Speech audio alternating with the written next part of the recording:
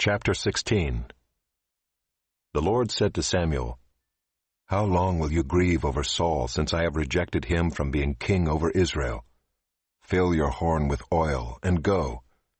I will send you to Jesse the Bethlehemite, for I have provided for myself a king among his sons." And Samuel said, "How can I go? If Saul hears it, he will kill me." And the Lord said, "Take a heifer with you, and say, 'I have come to sacrifice to the Lord.' And invite Jesse to the sacrifice, and I will show you what you shall do. And you shall anoint for me him whom I declare to you." Samuel did what the Lord commanded, and came to Bethlehem. The elders of the city came to meet him trembling, and said, "Do you come peaceably?" And he said, "Peaceably, I have come to sacrifice to the Lord. Consecrate yourselves, and come with me to the sacrifice." And he consecrated Jesse and his sons, and invited them to the sacrifice. When they came, he looked on Eliab, and thought, "Surely the Lord's anointed is before him." But the Lord said to Samuel, "Do not look on his appearance or on the height of his stature, because I have rejected him. For the Lord sees not as man sees. Man looks on the outward appearance, but the Lord looks on the heart." Then Jesse called Abinadab, and made him pass before Samuel. And he said, "Neither has the Lord chosen this one." Then Jesse made Shammah pass by, and he said, "Neither has the Lord chosen this one." And Jesse made 7 of his sons pass before Samuel.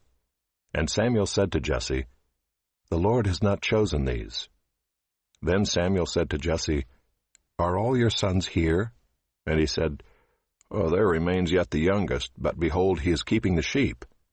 And Samuel said to Jesse, "Send and get him, for we will not sit down till he comes here." And he sent and brought him in. Now he was ruddy and had beautiful eyes and was handsome. And the Lord said, "Arise, anoint him, for this is he." Then Samuel took the horn of oil and anointed him in the midst of his brothers. And the Spirit of the Lord rushed upon David from that day forward, and Samuel rose up and went to Ramah. Now the Spirit of the Lord departed from Saul, and a harmful spirit from the Lord tormented him. And Saul's servants said to him, "Behold now, a harmful spirit from God is tormenting you. Let our Lord now command your servants who are before you to seek out a man who is skillful in playing the lyre, and when the harmful spirit from God is upon you, he will play it, and you will be well."